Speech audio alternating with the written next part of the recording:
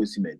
There was a conversation or an interview by Jay Jay Okocha where he said that in his career, he faced something like what Osimhen is facing. Sometimes in a footballing career, you need to reduce some of the things, especially your salary, your wages, your bonuses, and other things to get a club to be able to move. And you would advise Osimhen that at the age of 26, the next 4 years is an important role in his football career. So he needs to reduce the salary and other things to move to a club that would help him. I want us all to think Osimhen as of now needs to reduce his salary and other stuff to now get into clubs like maybe the Chelseas, the Man Uniteds, the Arsenals, the Liverpools and co. Or you think he needs to hold on to it and show that he's one top player, and when he comes to your club, he adds more to it. So I want to start from Prince. What do you think about Osimhen and Jay Jay Okocha's interview? I think what Jay Jay Okocha said is true, because when you look at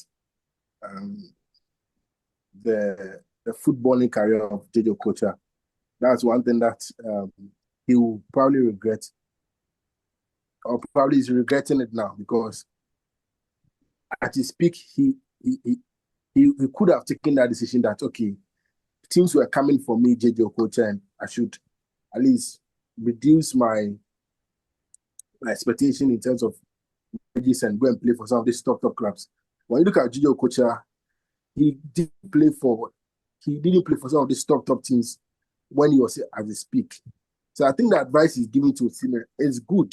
It's good, but to an extent too, it's not good. I feel like some of these European clubs don't have respect for these African guys, because when you look at the numbers this Osimhen guy is giving, and Charlie, it's crazy. It's just crazy, because to score over 35 goals in he just went there, I think recently. He just went there recently, and he has been able to score 35 goals.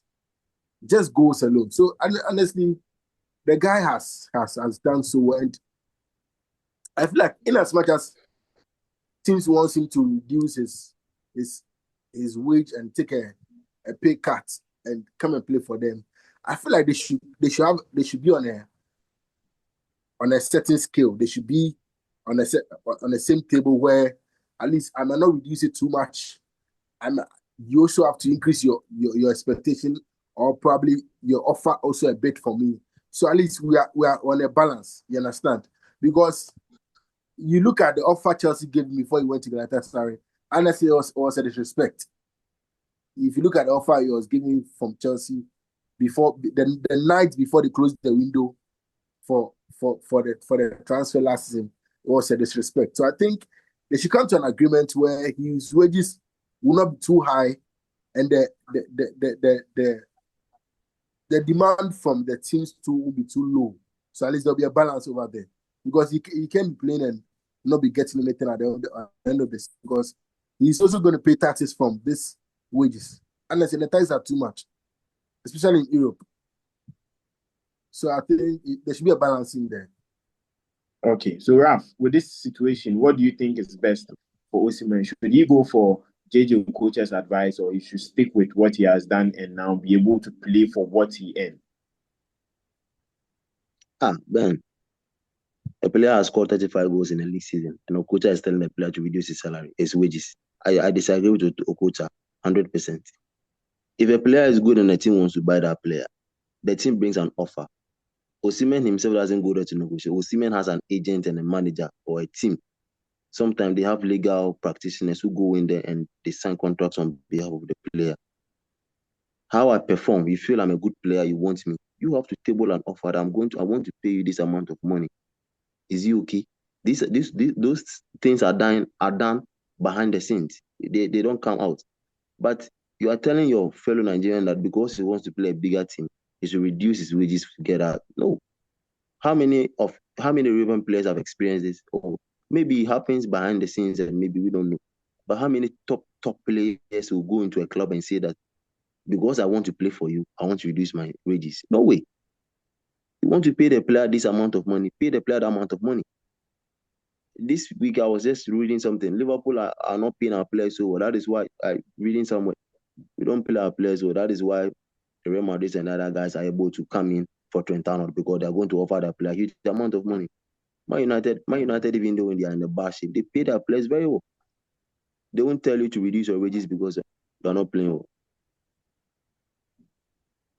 Okay, Sam, with this situation with Osimhen and Jay Jay Okocha coming up, talking about he trying to reduce some of his staffs or wages to be able to get into good clubs and perform so well because the next 4 years in front of him are important years. And if he's to miss out on a club that he wants to play, maybe he wouldn't get that opportunity again. What do you think about that? I think it's both ways. I think there is no doubt that he's an amazing player, but it's obvious one of his stumbling block has been his wages. I think it's not a bad advice. For me personally, it's not a bad advice. I think teams are now structuring themselves in that position whereby they won't splash money anyhow on just on any player. And I've heard coaches say things like if you buy a player, it's 50-50. No matter how good he was performing at his old team, he can be good for your team or be bad for your team. So making deals like this can cost you or can benefit you.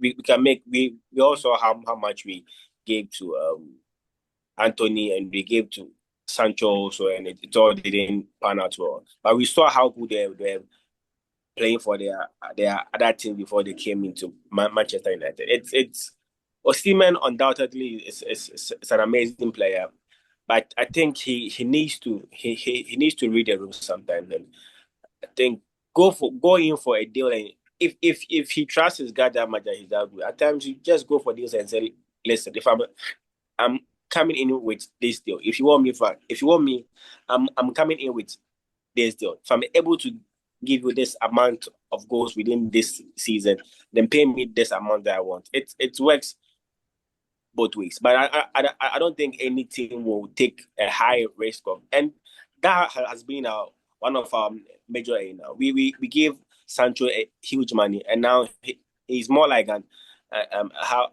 bad thorn in our flesh. No one wants to pay them amount of money, and he's stuck with that. It's not a bad advice that Okocha gave me. The same thing Chelsea also did with Sterling. Sterling, yeah. So, so I think for now, especially EPL, no team will give an outrageous salary because you gave Man U was known for that thing, and now they are trying to structure something that won't pay such amount. If you come into the team and you prove yourself, which I know that he can, if he comes into Chelsea or Man U or Liverpool and gives them 20 or 30 goals in the first season and says, before I sign a new deal or before anything, give me this amount of money, I think it works for his own to his own advantage than to stay at a team and take, or to play lesser teams and take less money. Then your whole career rounds out. Then what benefit did it do to you? So I think he suggests a time will come that he will cash in. He's still young. He can get, when he's in his late or early 30s, he can go play for China or the Arabian teams and cash in huge. But for now, he needs to make, because if Osimhen goes down without playing for any big team now, even though he has played for Napoli, without playing for any big team now, his name will just be, I don't know the right name to use, the right phrase to use, but his name would just be could have been player. Yeah. So I think it's not a bad advice for him to say, listen, cut some of play, make your name, then you can ask for more deals. The likes of Salah didn't come in with such them money they are taking now.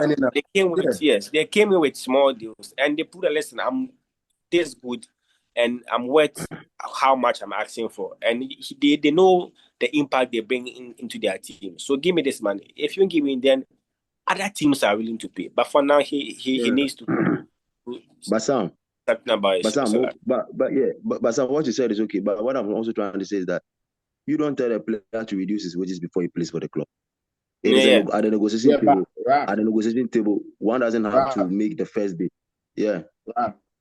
Yeah, I want to also look at it from this aspect. I think sometimes Osimhen, as of today, I know he regrets not signing for Chelsea at that time. And it wasn't that contract signing wasn't based on Osimhen as a player or Chelsea. The main details of the contract was this. Osimhen was looking at taking at least 280 to 300,000 between that range. And Chelsea were looking at, okay, we've set up a new wage bill where we don't want to pay any player above 200. So we're not paying you above 200. We are going to give you, let's say, within 200. And now the rest will be added as goal bonus, maybe getting us into the final, getting us into this, getting us into that. And it will be added because at the end of the year, when they are presenting their financial books to FIFA, they will see Osimhen is just being paid 180,000. But maybe at the end of the year, the money that comes to his pockets can be more than 300,000. But he wasn't looking at that. That made the club also feel like, then you are not who maybe you said you are. Maybe you can't give us that numbers, that qualifications and things you are looking for. Yeah. And as of now, we all can see that most of the big clubs are now running away from his transfer because we all knew that if this transfer window is to open, Chelsea, Man United, Arsenal will be rushing in for him. But no, everybody's running away because of the wages and also some of the things. And as Sam talked about, as of now, Sancho has been one factor. He needs to reduce his salary to be able to be part of this Chelsea team. And he's looking at, no, I'm not reducing the 300,000. So he's returning back to Man United. But the reason will be, which other club in Europe or in England will be looking to pay you 300,000?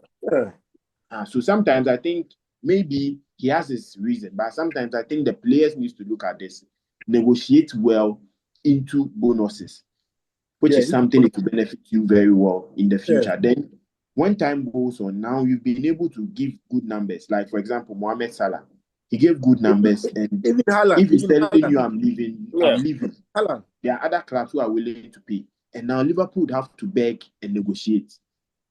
So sometimes I think he needs to try because now he's 26. The next 4 years is very crucial in his career. If he's to sign another deal, he will sign at least a 4 or 5 years.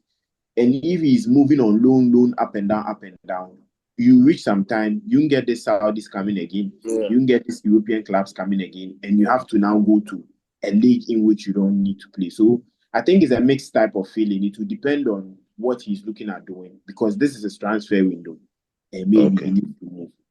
Okay. Yes. So thank you all for joining us on Tactics and Touchline.